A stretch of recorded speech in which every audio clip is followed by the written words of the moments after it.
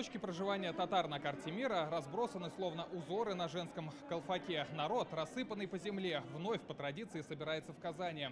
Гости проделали сотни километров, чтобы вновь увидеться с родными людьми. Живопись и одежда, украшения и головные уборы. Начался съезд самой красивой части. Гостей встречает выставка, совмещенная с национальной концертной программой.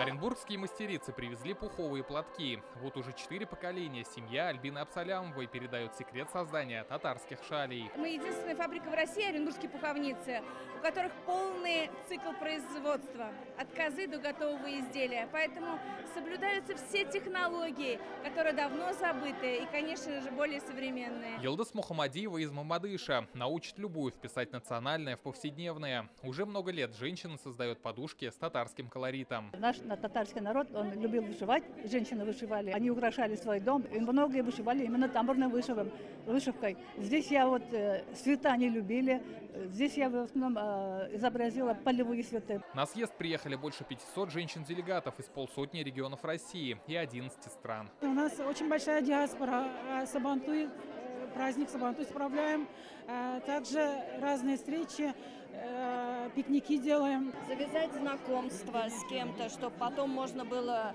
общаться, чтобы к нам приезжали, чтобы мы могли съездить. Хотим обучаться и детей на татарский вот тоже в дальнейшем обучать.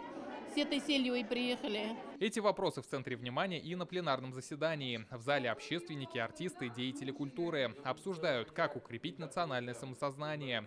Например, в Волгоградской области проживает больше 100 тысяч татар, но родной язык знают далеко не все, отмечает Гузель Иванова. Не хватает литературы, не продолжают традиции и в самих семьях. У нас в садиках есть группы татарского языка, но опять ведь проблема в том, что в группах дети татарча селяша, а домой приходят, бывает брак интернациональный, и не так много разговоров на татарском языке. В основном у нас передают татарский язык бабушки и дедушки. Съезд продлится 2 дня. Завтра гостей познакомят с работой частных школ, поделятся методиками национального образования в КФУ. Завершится форум 26 апреля, в день рождения Габдуллы Тукая. Рамиль Галиуллин, Данил Филатов, ТНВ, Казань.